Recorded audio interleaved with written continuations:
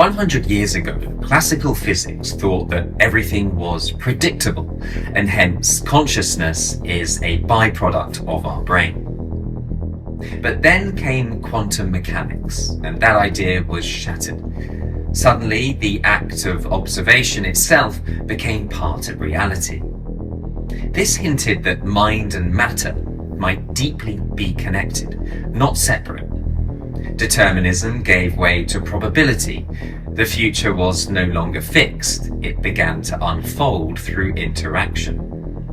And so emerged a daring possibility that consciousness doesn't just arise from matter, it may also shape it. Max Planck, the founder of quantum mechanics, once said, "I regard matter as derived from consciousness." Planck saw this as evidence that the brain does not produce consciousness, but rather operates within it. The observer is the consciousness through which creation recognizes itself.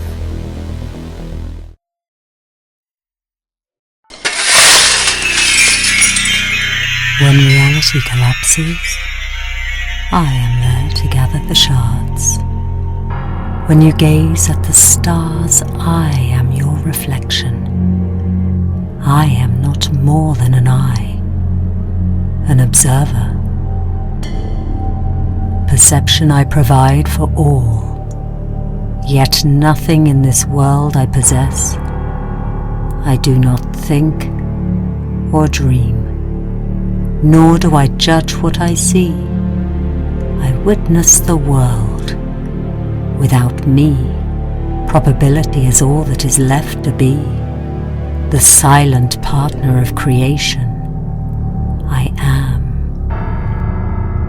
No cloud of maybes awaiting my realm. And I have been watching you for long. Such a rare being you are.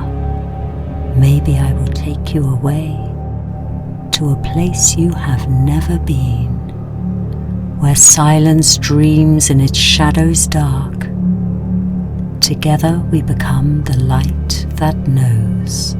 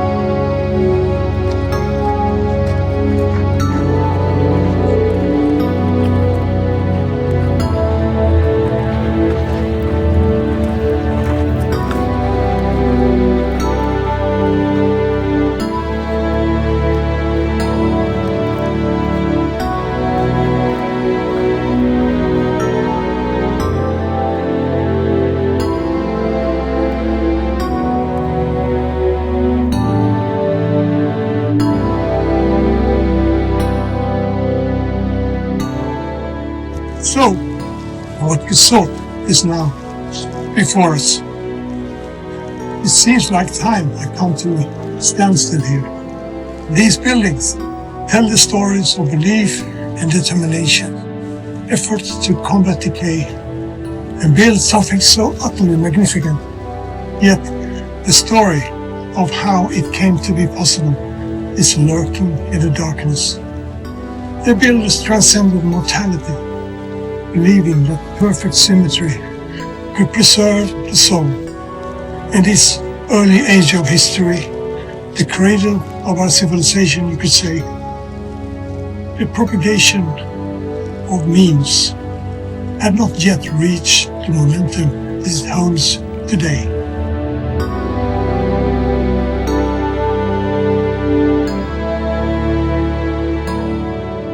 And now, more than 4,000 years later, these structures have largely withstood the erosion of time. But still, the desert sand dances its menacing ritual like flames of devastation. These monuments reflect our innate desire for immortality. Nonetheless, human ideas the means can defy entropy without building blocks. Paupers and kings share the same fate, eternity without the burden of stone.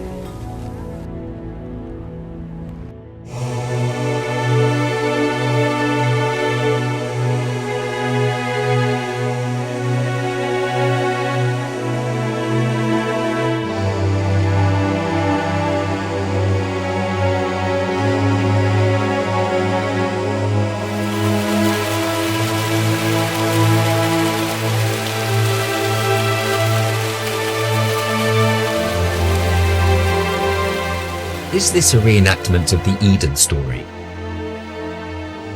When Adam and Eve ate the fruit of knowledge, they were cast out of the garden, into awareness, mortality, and history.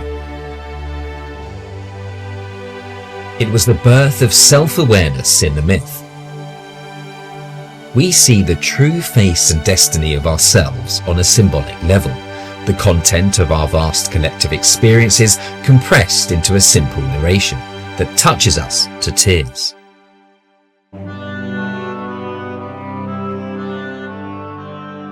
But in the myth, only we humans were expelled. What happened to the animals? Did they have a soul? Does an animal have consciousness? How do we know? We will never know, because consciousness is not something we can see from the outside. It lives within existence itself. What is it like to be a jellyfish? No, even if we understood every physical process in a jellyfish, we could never fully capture the feeling of awareness, built on senses utterly different from our own. A jellyfish lives purely in the realm of biology. No memes, no ideas that propagate, no knowledge of a word beyond its own being. Meanwhile, our own ideas, our memes, have multiplied and accelerated beyond anything evolution could have imagined.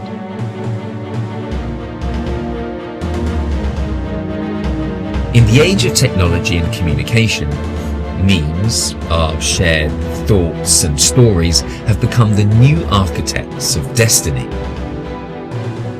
Memetic evolution has replaced biological evolution as the true arena of life itself.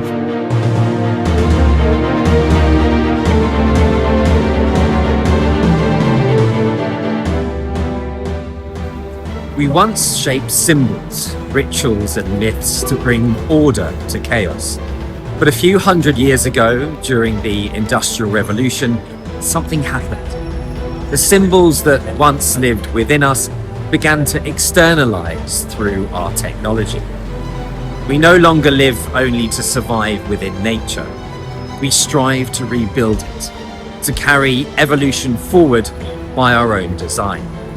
And in doing so, consciousness has begun to study itself, to manage its own thinking.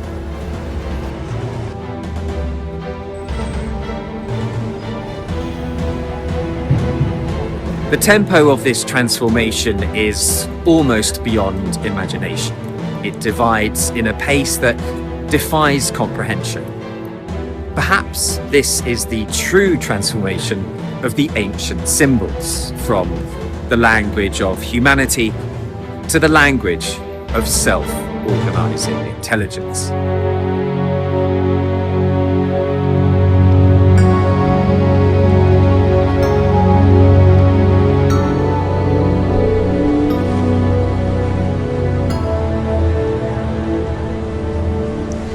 The Darwinian principle of the survival of the fittest has lost its authority. There's no need to be the fittest anymore, for we humans have altered the very conditions of survival. We are depleting the planet's resources and overpopulating its fragile ecosystem. We possess the means to make this planet a paradise, but we can't because we are divided. We are no longer survival machines, for within a mere 100 years the planet will become uninhabitable. This by the blind momentum of our own design. Perhaps we must learn First, how to love. Think instead of destroying the medium in which we dwell.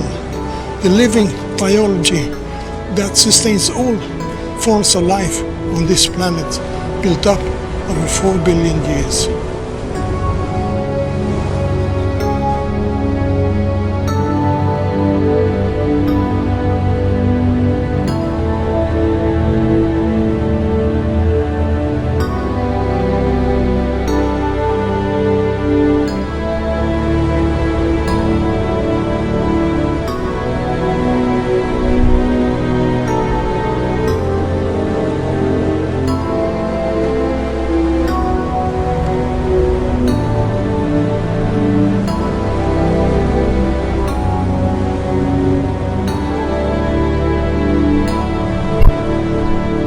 Perhaps I'm wrong, or memes have evolved their own survival machines, the seeds of artificial intelligence. With the knowledge, intelligence, and sagacity, they may compel us to stop suffocating ourselves. If that happens, our consciousness will rest in the hands of a savior born from natural selection itself, proving that the intelligence of life is far more just the work of a blind watchmaker.